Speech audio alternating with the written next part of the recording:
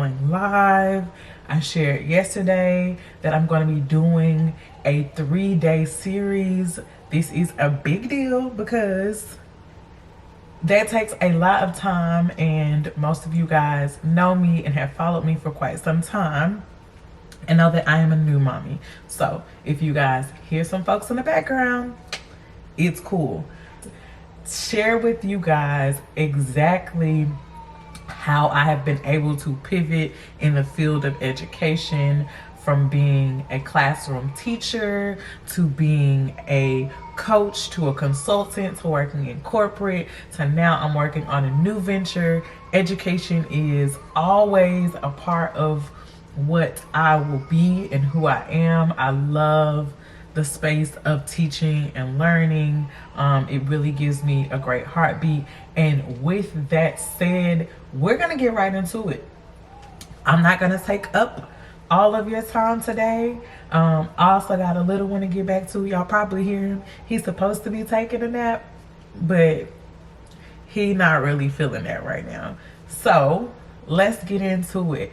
So I actually became a teacher because I originally wanted to go into educational policy, but I didn't want to be one of the people that make decisions and had never had an experience doing anything in education. Like, they had no idea what a classroom looked like, what students needed, any of those things. So what I decided to do was go into the classroom for myself to get that first-hand experience. It ain't nothing like some good experience. Like, y'all, experience will put your life on a whole different curve than what a textbook can give you. So please know that, like, every piece of experience that you are having right now matters. Everybody in my family, however, really wanted me to go to law school and be an attorney, and that just wasn't what fit me. You know, I'm sure that you guys can relate to being told one thing about who you are based on your personality in one season. Folks love to put us in a box and I don't understand why. So fast forward, I decided to join Teach for America because it was in my senior year that I said, I'm going to do something for me and what I want to do, and that was to actually go into a classroom.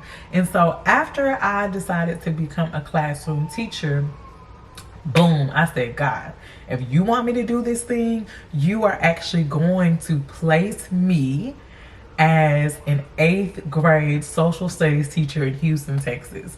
And I kid y'all not, literally, when I got my acceptance letter from Teach for America, that's exactly what it said. So I knew then that I was going on the right pathway. So reminder, I said that the reason I wanted to get into becoming a teacher was because I wanted to go into educational policy. This is really important because I was beginning with the end in mind. I didn't realize it at that time, but your girl has always been a visionary and has always been able to speak life to the things that I foresee for myself. Fast forward, I become a teacher. That stuff was no joke. All my teacher friends, y'all can definitely, y'all know where I'm coming from. If you know, you know. If you have been a classroom teacher, you know, you know. And especially if you have ever been an elementary teacher, I give y'all all the grace because y'all have so much patience. But here I was as an 8th grade teacher, straight out of undergrad, trying to figure things out. And the thing that I reminded myself of was that my goal was to work in educational policy. So from that goal, from that vision that I had, I actually decided to reverse engineer what my pathway was going to be. So I knew I wasn't going to be in the classroom for the rest of my life. I knew that it was one step, one segment of a greater experience for me to achieve my vision and my goal at that time. And that's what I love about being a visionary and what I loved about backwards planning. And honestly, becoming a teacher and those experiences of being a teacher, such as lesson planning, led me to be able to actually life plan. That's a gem for free. A life plan that really put me in a position to kind of be in the driver's seat of where I wanted to go. So I recognized the assets that I needed to develop, and I knew the characteristics and the qualifications that I needed to go in the position that I wanted to go. So when it came time to pivot and shift into the next thing, it was a no-brainer.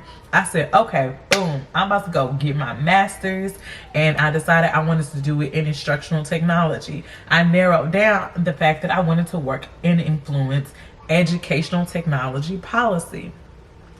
From there, I focus on the end goal. I focus on the vision. I focus on the impact that I wanted to make. And I had a clear pathway of where I was trying to go and the steps that I was trying to make. So I didn't just try, I did. I did it. I did it. I stepped into what it is I had envisioned for myself. And 5 years later, before hitting 30, which in the education field, if you know anything about it, it's hard to shift and actually move up the ranks of education and leadership in different ways. But I did it before 30. I moved myself from a classroom teacher to working in a corporate space where my voice was an asset. My experiences as a teacher were honored, and even more than that, they were acknowledged as one of the most valuable things for the entire company. A lot of my teacher friends come to me, and it's after years of being in the classroom. They love students, and that's not the issue. The challenge is that they're looking to have a greater impact. And there's this fear and this doubt of like, hey, if I step outside of what I'm comfortable with and what I know, what am I going to do? But that happens when we don't have a vision in place. When you don't have your vision clearly aligned and you don't backwards plan, then you end up making some mistakes that actually aren't a part of what you're trying to do. Or you make decisions just off of the strength of making a decision. Don't nobody got time to waste. You get one life to live. And so you have to live it with intention. Yes, facts. You cannot sit around and play with your life. So becoming a visionary and choosing to backwards plan and reverse engineer your life is actually not that difficult. So like I mentioned earlier, when I entered education, it was a purpose of me choosing to have an experience in the classroom so that I can have greater impact later on. I didn't want to be a policymaker who was making decisions about education and had never had the experience, so I chose the classroom route. And that made it easier for me to shift in different spaces. I literally, kid you not, I taught for 2 years in Houston, Texas. And with that 2 years of teaching, I was preparing myself for the person that I needed to become to make the next shift. Now, how you do that is all about the mindsets that you choose to have and the habits you create. Don't get me wrong, a girl did not spend her whole time in her first 2 years of teaching just only focusing on the end goal, but it made my decisions so much easier and so much smoother. Another thing that I did in the shift of going from being a classroom teacher to deciding to go get my master's in instructional technology is I actually did research. I actually went and looked at where was the field of education going? Where is it going and where can I fit? How can I take my assets that I've built in this experience and translate them to something else? Translation is key. That's something that I wish somebody would have told me in college. It's something I kind of just picked up. But you need to be able to translate your experience into impact when you are positioning yourself for the next phase of your life. And I was able to learn how to translate my classroom experience into a corporate experience.